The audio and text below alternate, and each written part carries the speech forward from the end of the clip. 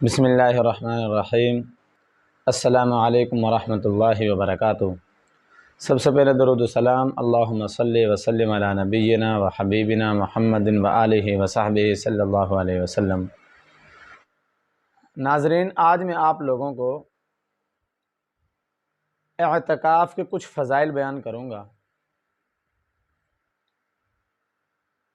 ناظرین، اللہ رب العزت نے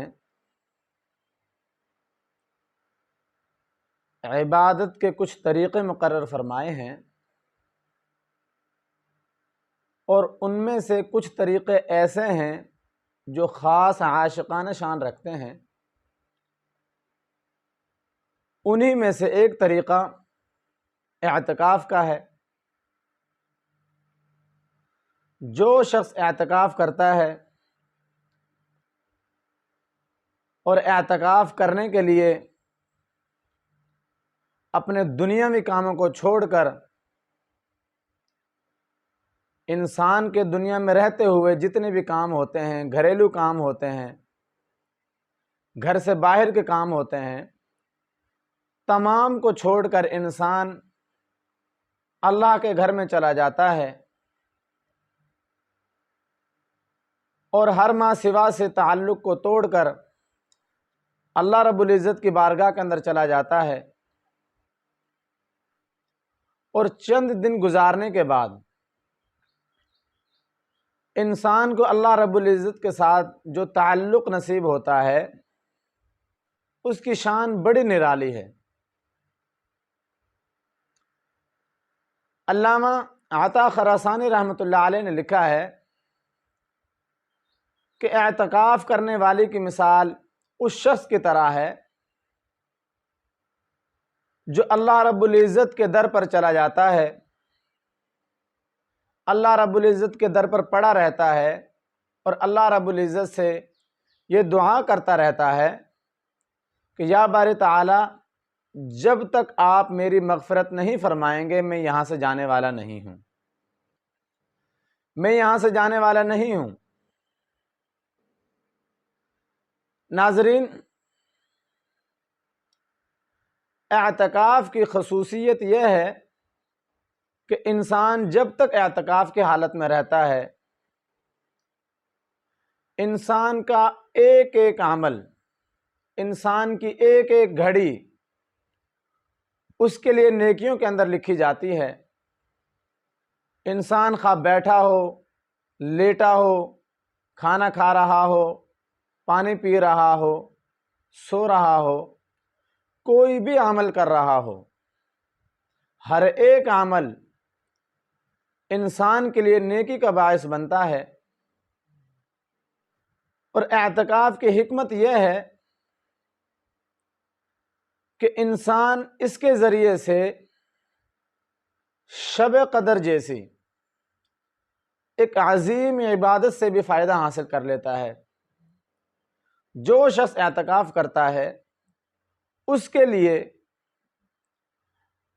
شب قدر جیسی عظیم عبادت سے فائدہ حاصل کرنا بہت زیادہ آسان ہوتا ہے، بجز اس شخص کے جو اعتکاف نہیں کرتا۔ جو شخص اعتکاف نہیں کرتا اس کے لیے دن کو دنیاوی کاموں کے اندر مشغول ہونے کی وجہ سے رات کو قیام کرنا، رات کو شب قدر کی تلاش کرنا اس شخص کے لیے قدر مشکل ہوتا ہے، لیکن اعتکاف کرنے والے کے لیے یہ چیز بہت زیادہ آسان ہوتی ہے۔ جو شخص اعتکاف کرتا ہے وہ بڑی آسانی کے ساتھ شب قدر جیسی عظیم عبادت سے فائدہ حاصل کر لیتا ہے۔ ناظرین، اعتکاف وہ عبادت ہے جس کے لیے اللہ کے نبی صلی اللہ علیہ وسلم خاص اہتمام کیا کرتے تھے۔ اللہ کے نبی صلی اللہ علیہ وسلم نے پورے رمضان کا اعتکاف بھی کیا ہے، 20 دنوں کا اعتکاف بھی کیا ہے، اور 10 دنوں کا اعتکاف بھی کیا ہے۔ اللہ کے نبی صلی اللہ علیہ وسلم 30 دنوں کا اعتکاف فرماتے تھے۔ یہ اس وقت تک کی بات ہے جب تک اللہ رب العزت نے شب قدر جیسی عظیم عبادت کو مخفی رکھا تھا، اس کو ظاہر نہیں فرمایا تھا۔ اس وقت اللہ کے نبی صلی اللہ علیہ وسلم 30 دنوں کا اعتکاف کیا کرتے تھے۔ ناظرین، اللہ کے نبی صلی اللہ علیہ وسلم نے فرمایا، جو شخص ایک دن کا اعتکاف کرتا ہے، صرف ایک دن کا اعتکاف کرتا ہے، تو ایسے شخص کے لیے انعام یہ ہے کہ اللہ رب العزت کی ذات اس معتکف اور جہنم کے درمیان 3 خندقوں کے ذریعے سے آڑ فرما دیتے ہیں، اور ان تینوں کی مسافت اتنی زیادہ ہے، زمین سے لے کر آسمان کا درمیانے جتنا خلا ہے اس سے بھی زیادہ ان کی مسافت ہے۔ ایک دوسری روایت کے اندر اللہ کے نبی صلی اللہ علیہ وسلم نے فرمایا، جس کے راوی حضرت حسن بن علی رضی اللہ تعالیٰ عنہ ہیں، کہ اللہ کے نبی صلی اللہ علیہ وسلم نے فرمایا، جو شخص رمضان کے آخری عشرے کے اندر اعتکاف کرتا ہے تو اللہ رب العزت ایسے شخص کو مقبول 2 حج اور 2 عمروں کا ثواب عنایت فرماتے ہیں۔ ناظرین،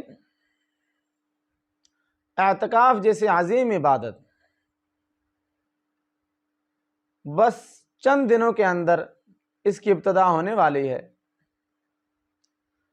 اگر اللہ رب العزت نے آپ کو موقع دیا ہے، آپ کو صحت دی ہے، آپ کے پاس اتنا وقت ہے کہ آپ اعتکاف کر سکتے ہیں، اتنا وقت آپ نکال سکتے ہیں، تو ضرور بھی ضرور آپ اعتکاف کے لیے اتنا وقت نکالیں اور اس عظیم عبادت سے لطف اندوز ہوں۔